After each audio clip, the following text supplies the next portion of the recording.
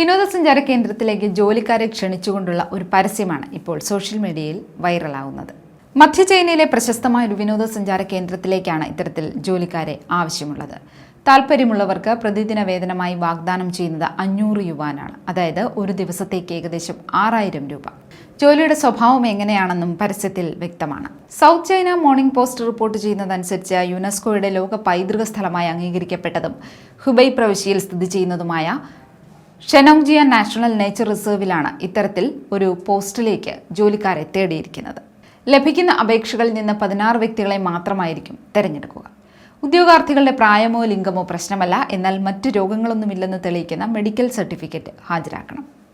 അതോടൊപ്പം ചെറിയ വീഡിയോകൾ ഷൂട്ട് ചെയ്യാൻ കഴിവുള്ളവർക്കും ദീർഘകാലം കാട്ടിൽ ജീവിച്ച പരിചയമുള്ളവർക്കും പച്ചമാംസം കഴിക്കാൻ ഇഷ്ടപ്പെടുന്നവർക്കും മുൻഗണന ലഭിക്കും. ഇതിനെല്ലാം പുറമെ ചില നിയന്ത്രണങ്ങളും തിരഞ്ഞെടുക്കപ്പെടുന്നവർക്ക് ഏർപ്പെടുത്തിയിട്ടുണ്ട്. ജോലി സമയം ഇവർക്ക് സംസാരിക്കാൻ അനുവാദമുണ്ടായിരിക്കില്ല. ടോയ്ലറ്റിലേക്കുള്ള വഴി ചോദിക്കുമ്പോൾ ഒഴികെ അവർക്ക് ഒരു മൂളൽ ശബ്ദം മാത്രമേ പുറപ്പെടുവിക്കാൻ കഴിയൂ. വന്യമൃഗങ്ങളെ സ്പർശിക്കാൻ പാടില്ല. കൂടാതെ അക്രമകാരികളായ ജീവികളെ കണ്ടാൽ ഓടിപ്പോകണം. ജോലി സമയം രാവിലെ 8 മുതൽ വൈകുന്നേരം 5 വരെയാണ്. ജൂൺ 7 മുതൽ ഈ തസ്തികയിലേക്കുള്ള നിയമനം ആരംഭിച്ചതായാണ് സൗത്ത് ചൈന മോർണിംഗ് പോസ്റ്റിന്റെ റിപ്പോർട്ടിൽ പറയുന്നത്. ഇതിനോടകം തന്നെ ഏകദേശം 10,000 പേർ ഈ ജോലിക്കായി അപേക്ഷിച്ചതായും മാനേജ്മെന്റ് കമ്പനി വ്യക്തമാക്കി.